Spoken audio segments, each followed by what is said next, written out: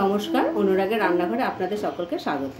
আজকে আমি নতুন একটা ভিডিও নিয়ে এসেছি। সেটা হচ্ছে বার্লি আটা, বার্লি মানে জব যাকে বলছে, জবের আটার রুটি বানাবো। তার জন্য লাগছে আটা নিয়েছি আমি, জবের আটা, আর এটা লবণ আর জল। এটাকে আমি খালি খালি মাখা হবে না, তার জন্য এটাকে একটু খামি মাখতে হবে, মানে নুন জল গরম করে ফুটবে, তখন আটাটাকে মাখতে হবে। তাহলে আমরা এখন গ্যাসে যাই, জলটা গরম করতে দিই।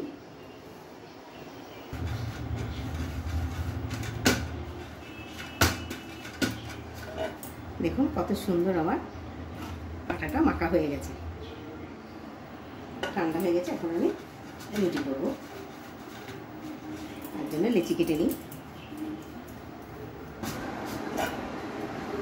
আমার দেখুন 2, 4, 6, 8টা লেচি হয়েছে আমার।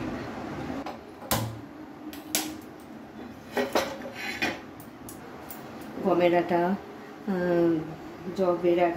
জবের আটা এটা, তারপরে আমি কিছু বার্লি, তার এটার নামই বার্লি বলছে, তারপর বাজরা, রাগি,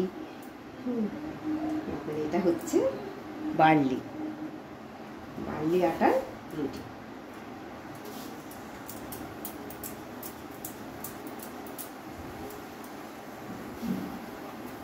দেখেছেন বার্লিটা আটাটা দেখুন এরকম খোসা খোসা, এটা মানে খোসা খোসা ধরনের।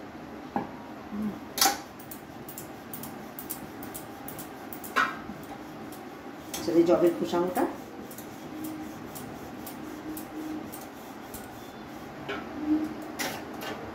তাওয়াটা গরম হয়ে গেছে, এই দেখুন রুটি আমি দিয়ে দিলাম তাওয়ায়।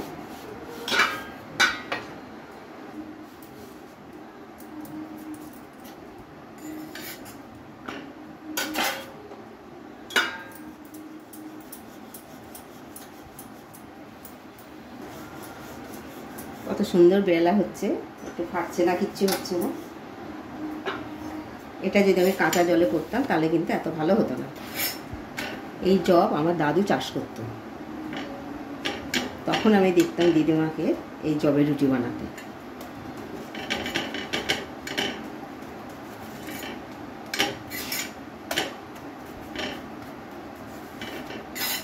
দাদাদের অনেক জমি ছিল, আগেকার জমিদারদের অনেক জমি জায়গা ছিল, তারা জব আলাদা করতো, গম আলাদা করতো চাষ। এই দেখুন কত সুন্দর ফুলেছে আর কত সুন্দর নরম হয়েছে। জবের ছাতু, জবের রুটি আমার দিদিমাকে দেখতাম বানাতে, আর আমি আজকেও আপনাদের বানিয়ে দেখাচ্ছি। খেতেও খুব সুন্দর, খুব নরম। এই যে রুটিটা বানালাম এত সুন্দর নরম, দেখুন এত সুন্দর নরম, মানে বলার যায় না, এত সুন্দর নরম। গমের আটাও মানে এত ভালো নরম হয় না, এত সুন্দর রুটি হয়।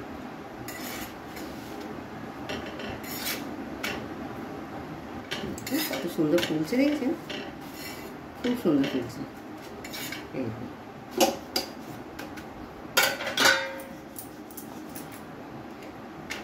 আমার দিদিমাকে তো দেখতাম এই জবকে ঢেকি ছিল, আগে ঢেকি, সেই জানবেন নিশ্চয়, কাঠের একটা ঢেকি বানানো হতো। সেই ঢেকিতে জবকে ভিজিয়ে পাট দিয়ে খোসা ছাড়িয়ে নিত, নেওয়ার পরে তারপরে সেটাকে ঝেড়ে পরিষ্কার করে তারপরে আবার ঢেকিতে আটা বানানো হতো। তাহলে দেখুন আগের লোক এত সুন্দর করেছে। সেই জিনিসগুলো, ঢেকিটা নেই অবশ্য এখন, তখন তো মেশিন ছিল না যে মেশিনে পিষিয়ে নিয়ে আসবে, ওই জন্য ঢেকিতে চালের গুঁড়ো, তারপরে এই আপনার এই জবের জাঁতা ছিল, জাঁতাতেও কিন্তু গম পিষত, জব গম ঢেকিতে খুব সুন্দর করতে। এই দেখুন প্রতিটা রুটি ফুলেছে, কত সুন্দর লাগছে দেখুন দেখতে, একদম নরম, তুলতে গিয়েই গুটিয়ে যাচ্ছে।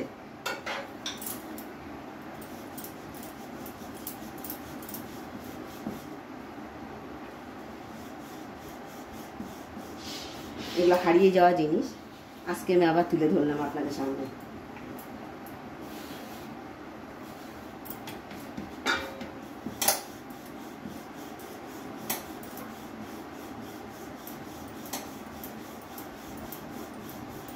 এখন জব চাষও হয় না,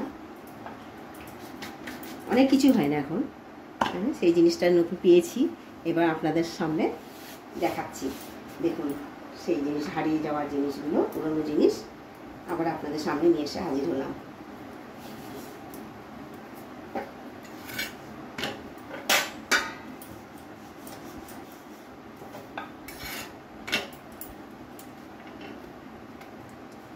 দেখুন প্রতিটা রুটি ফুলছে আর কত সুন্দর হচ্ছে দেখতে। ভালো লেগেছে? আপনি এত নরম,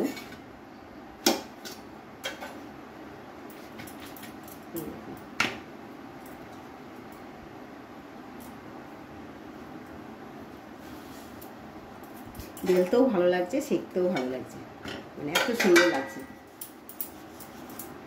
তাহলে এবার চিন্তা করুন খেতে কত সুন্দর লাগবে।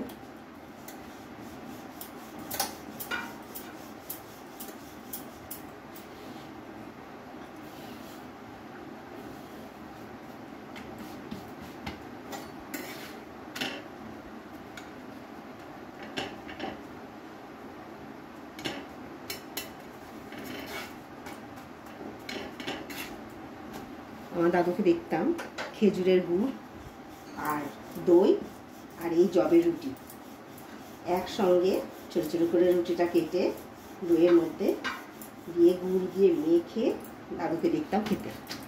সেই জিনিসটা আজকে আপনাদের দেখাবো।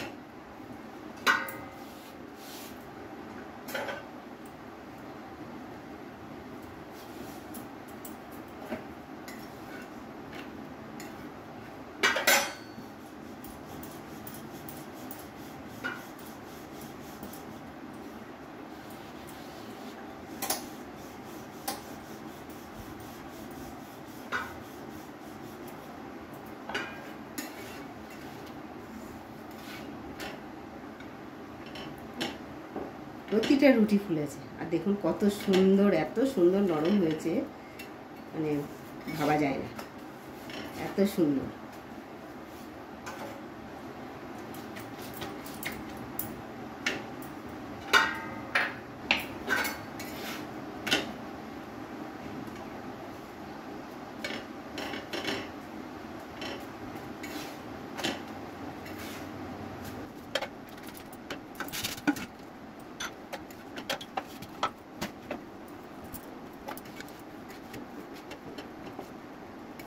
দেখুন আমার প্রতিটা রুটি খুব সুন্দর হলো, খুব সুন্দর ফুলেছে, দেখতেও যত সুন্দর। এই দেখুন এতটাই নরম, আমি গ্যাস বন্ধ করে দিলাম, এতটাই নরম যে রুটিগুলো রাখতে গিয়েও যেন ভাঁজ হয়ে যাচ্ছে, গুটিয়ে যাচ্ছে, এত সুন্দর লাগছে। দেখুন খুব সুন্দর হয়েছে রুটিগুলো।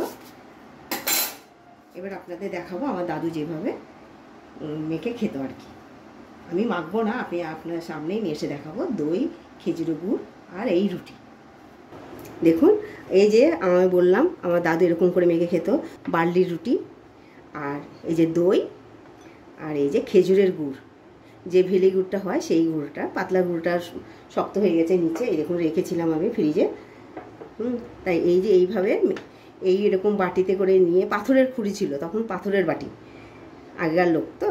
এবার দই, গুড় আর এই রুটি ছোটো ছোটো করে কেটে সুন্দর করে মেখে খেতেন, এত ভালো লাগতো। তাই পুরনো জিনিস আমি আপনাদের সামনে নিয়ে দেখালাম, যেভাবে আমি দেখালাম আপনারা যদি পান ঠিক এইভাবে করেই খাবেন এবং দেখবেন কত সুন্দর লাগে। খেয়ে দেখবেন এবং জানাবেন। ভিডিওটি দেখবার জন্য ধন্যবাদ। আবার আসবো নতুন একটি ভিডিও নিয়ে।